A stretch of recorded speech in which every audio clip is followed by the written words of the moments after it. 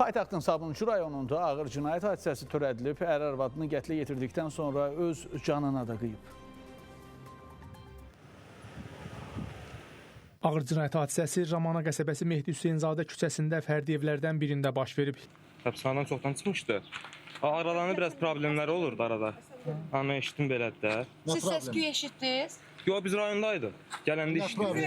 İndi gəlmiş. Vallahi bilmirəm, yəni normal alət alırlar şimdi də. İlkin məlumata görə ailə faciəsi gecə saatlarında baş verib. Hadisənin baş verdiyini ailənin övladları müəyyən edərək hüquq mühafizə orqanlarına məlumat veriblər. Dərhal əraziyə polis və ya prokurorluq əməkdaşları cəlb olunub. Deyə bilmərəm ki, bu nə haqq-hesabdır, aralarında nə olub.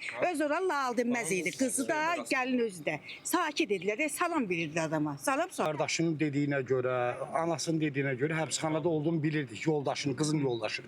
Amma xanım özü pis adamdır. Meyllər müayinə olunması üçün Məhkəmə Tibbi Ekspertiza Patoloji Anatomiya Birliyinin Sabunçu şöbəsinə təhvil verilib. Ağır cinayət hadisəsi ailənin yaşadığı bu evdə baş verib. Qonşuların verdiyi məlumata görə qətli törədən Coşqun Bağırov bir aymış ki, həbsxanadan evə buraxılmışmış və onun həyat yoldaşının elə bu evində yaşayırmışlar. O da bildirilir ki, qətl hadisəsi törədilərkən ailənin 2 övladı evdə olmayıb. O qonşuların sözlərinə görə Coşqun Bağırov həbsdə olduğu müddətdə həyat yoldaşı Nübar Bağırova ailənin dolanışığını təmin etmək məqsədi ilə marketlərdən birində satıcı işləyib. Coşqun Bağırov cəzaçəkmə müəssisəsindən azadlığa çıxdıqdan sonra həyat yoldaşının işləməsinə etiraz edib. Bu səbəbdən ər-arvad arasında mütəmadi mübahisələrin yaşandığı bildirilir. 2 ildir burada olurlar. Qadının anasının evidir. Anası ilə birgə yaşayırlar.